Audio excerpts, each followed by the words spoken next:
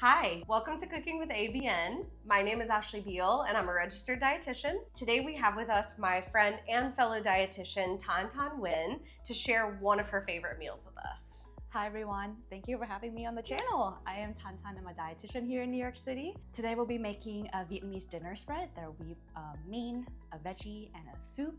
And I think the great thing about this dinner spread is you can plug in, swap out ingredients as you wish. So that you can take the same structure throughout the week and have something different every day. Nice. We love variety. We love variety. We love flexibility also. Yes. So the ingredients we'll be using today are white rice, which is a staple in Vietnamese cooking. We're using minute rice today. If you have a rice cooker, that makes the rice more fluffy, but minute rice works just fine and more convenient also. Next, we have some ground pork. This will be for our main and also for the soup. Some eggs. Veggie of choice. Today we use like a sauté teriyaki mix. I usually like to use some kind of green leafy veggie. I love choys of all kinds, bok choy, ah choy, yu choy. Anything that you can saute will work just fine. We have butternut squash, pre-cubed, so we don't have to do the cutting on our own. Any kind of veggie would work just fine. A more traditional choice would be kabocha squash, but they're less available. And butternut squash has like a similar flavor and texture, so it will sub in beautifully. We have some garlic, scallions, fish sauce, black pepper, and some cooking oil. And then for equipment today, we're gonna need a pot with lid so it boils faster, a pan, ideally something that has a flatter bottom. You can use a more wok type pan for stir fry. That works generally a lot better with the heat distribution for stir fries. Yeah. I like to reuse one pan for multiple dishes so I don't have to wash as many. So for the purpose of today, because we're making a fried egg, a flatter pan works better. Mixing spoons or spatulas or chopsticks just to stir, cutting board and knife, some mixing bowls, and a plate to flip the fried egg. To start, we're gonna work on our aromatics. So we have some garlic here. What we're gonna do is peel and chop them. You can just leave the clove on the cutting board and do that, and we'll separate.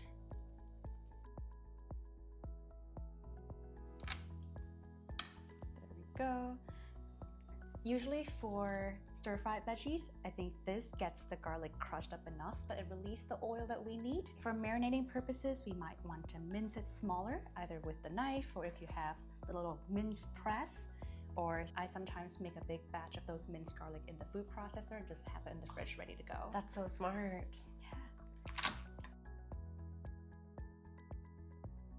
Because we're gonna use both for the stir frying and marinating the pork, I'm just gonna quickly mince this clove right here.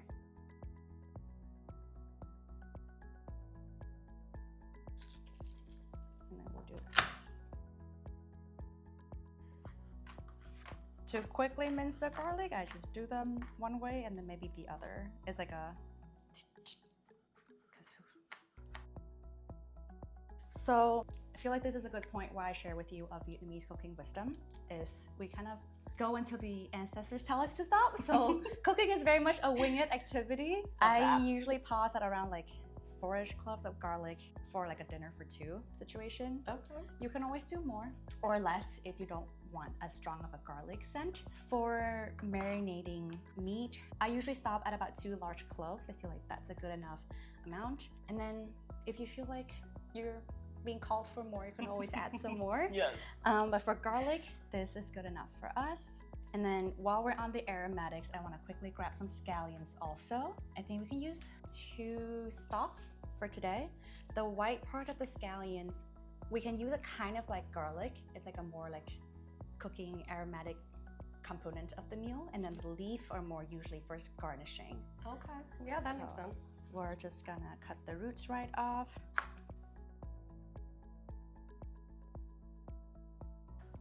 I'm just gonna slice them out. So I think that's good enough for our aromatics. While we're here, I'm just gonna throw out the garlic peels before we move on. So with the aromatics chopped up, I think we're ready to start some marinating. I'm gonna open up the pork here, add a little bit to our mixing bowl. That should be enough. I'm adding our garlic and the whites of our scallion into the pork. Once again, we're entering a step where we're kind of winging it and letting our ancestors tell us to stop. I love it. For marinating, I usually add fish sauce, pepper. Mix it up with chopsticks, spoons, forks, whatever works for you. I'm gonna add a bit more fish sauce because I think we need some more. My cheat code for Vietnamese cooking is garlic, fish sauce, and seasoning powder. But this is ready to sit here for a couple minutes, and while it sits, we're gonna do some multitasking with our vegetables, and we'll meet you over at the stove. We're gonna move the pan over to the stovetop. We'll turn the heat up, usually about medium, and then add some cooking oil. That should be good. We're gonna do a little swirl so the oil gets evenly distributed.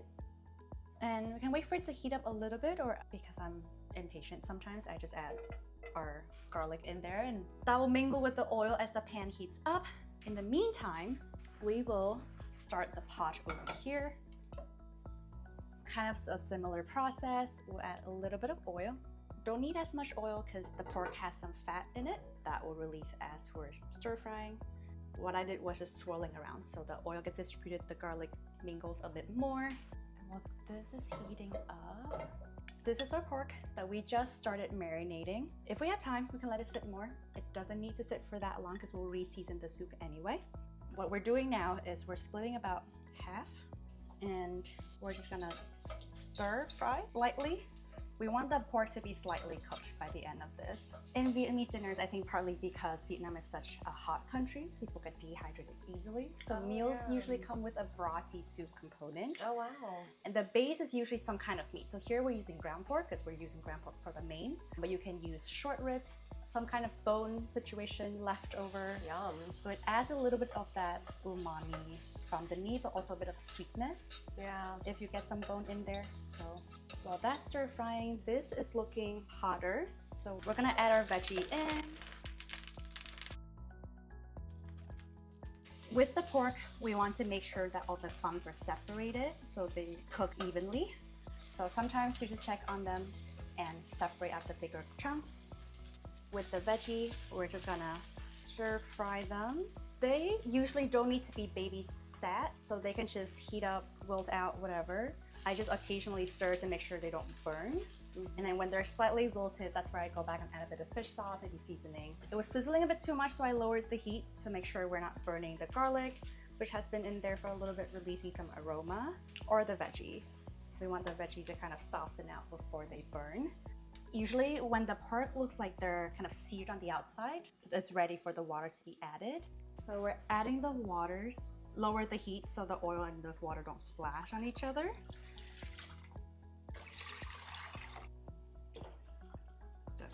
So I've added about 2.5 cups of water here. The determining factor as to how much water we want is we want to make sure it covers whatever veggie we're gonna add next. We want the veggies to be submerged and boiled in the water. Yep. So just enough for that. We can do more if you want extra broth, especially on like hotter days. That feels extra good.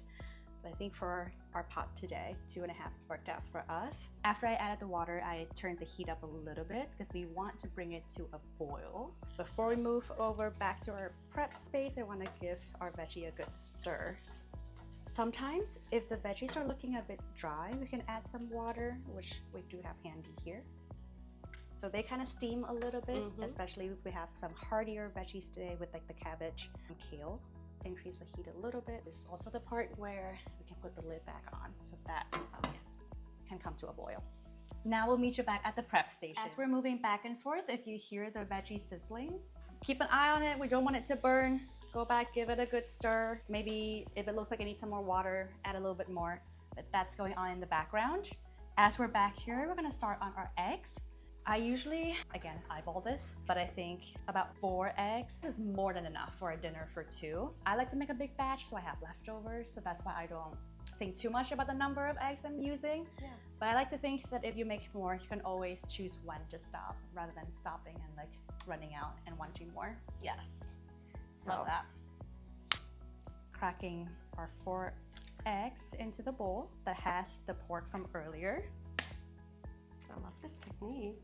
I learned this, cracking an egg with another egg, Yeah. while I worked at the dining hall in college. No way. Just gave the veggie another stir, also lowered the heat a little bit because it looks like it was sizzling a bit too much. I have the egg here. We have the seasoning with the pork in there already, so we can just beat it up. We're bringing out the shears so we can cut some scallions into this. I like to cut them kind of at a diagonal so they're long.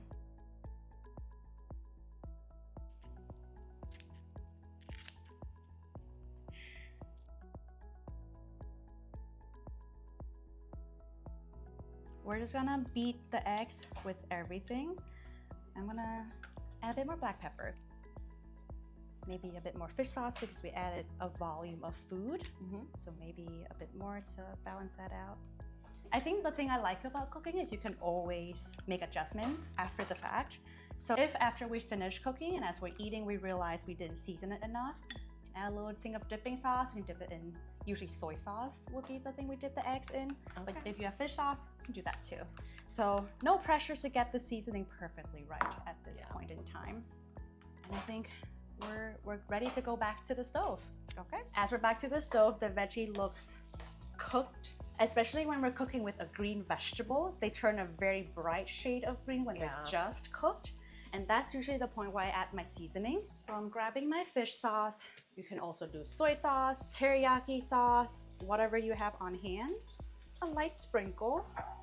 And then we mix that in. I feel like we might want some more.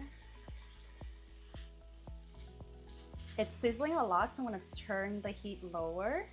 And while that is mix and mingling with the seasoning, our water is boiling. So we're gonna turn the heat down low, take the lid off, and then grab our squash, which has already been cut up. I'm gonna grab it with my hands and drop them in so they don't splash everywhere. But you can certainly just plop it in. Or if you have a ladle, you can scoop it in that way too. When the squash is back in, we can turn the heat back up high. Replace the lid, bring that to a boil. Going back here with our veggies, this look about done. I'm just gonna turn off the heat, move our veggies over. So here's our veggie, ready to go on the table. Right about time to introduce our eggs. So we're gonna start again. If the pan is clean enough, we don't need to rinse it or wipe it off. You can always use a piece of paper towel, right, wipe it off. But I'm turning the heat back on the pan. Medium low, we don't want it too high. A little bit of oil, maybe a little bit more. Don't need to wait as long because the pan is hot from the veggies. And we're just gonna give the egg another quick stir so things are kind of suspended in the egg and then pour them right in. Oh, we have some big chunks of pork in there. We can use this time before the pan heats up too much to break them up.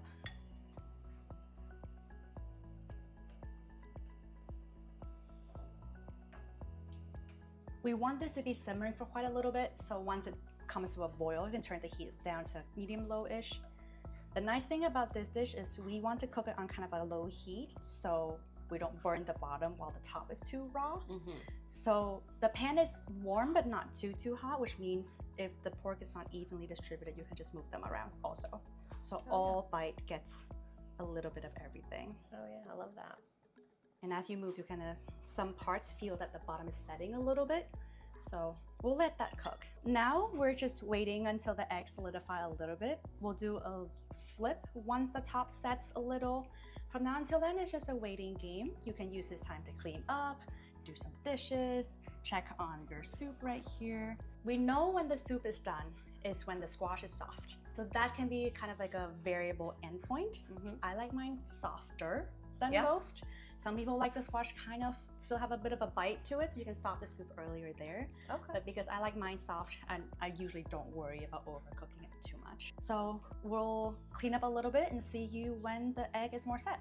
Okay, this egg has been sitting here for a couple minutes. We can see the top layer kind of set. It's not runny when we tilt the pan, so we can flip them now. And my favorite way to do this is glide the egg onto the plate.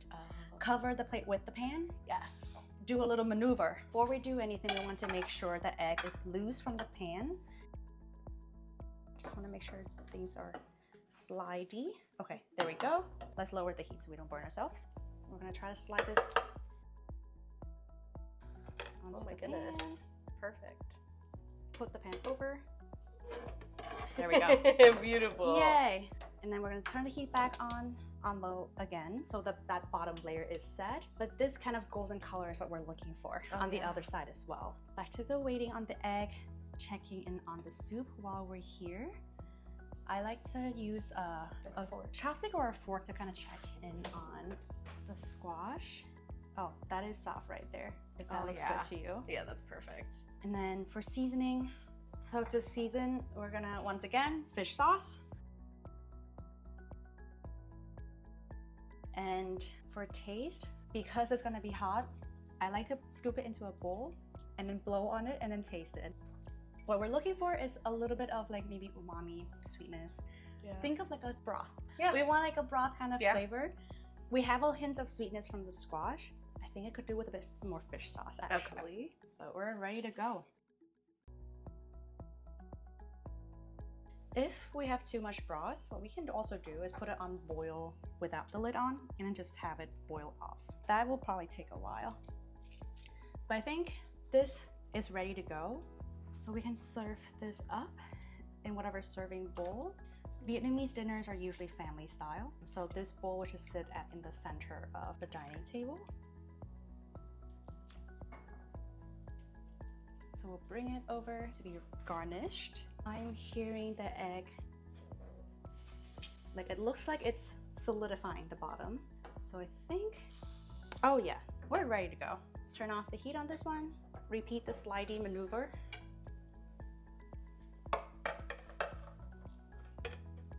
This is our main entree. Turn off the heat before we head out to the dining table, but we're ready to go. So we have all of our dishes here. We're gonna do some final garnishing, which would be a good time to pop our minute rice in the microwave. So while that's going, we can do the garnishing. Our remaining stock of scallion, but we're just gonna do a little snipey snipe. I just like doing this because it looks fancy. We can give a little bit on there too. And then a light sprinkle of black pepper. And then once we have the rice, this is our meal. We have the rice from the microwave here, ready to go. If we make rice in the rice cooker, you can take the whole interior of the rice cooker. Oh, nice. Have it on the table. The way we do it in a typical Vietnamese dinner is family style. So we'll serve the rice. I just want to say each person gets a little bowl where we serve the rice in. It's here, that's for you. Thank you. So we have each of us a little bowl with rice in it, chopsticks if you want to use chopsticks. Thank you. And then what I like to do is cutting it into kind of like a pizza. So it's easier for us to serve ourselves. What I like to do once I have my bowl of rice is get a bit of the entree, get a bit of the veggie, have one bite that has all the elements. So dig in. Okay. The center will be a bit softer, and if you want crispier, usually the edges are crispier, but I also do like a softer center. So there we go. And we'll grab a bit of veggie. Broccoli. And now for the best part. Cheers! Mmm. Ooh, the veggies have really good flavor. Mm-hmm. I think it tastes great. I love the eggs. So partway through the meal, when we have a little bit of rice left, or even after you finish all your rice, this is where I like to try the soup. So I'll just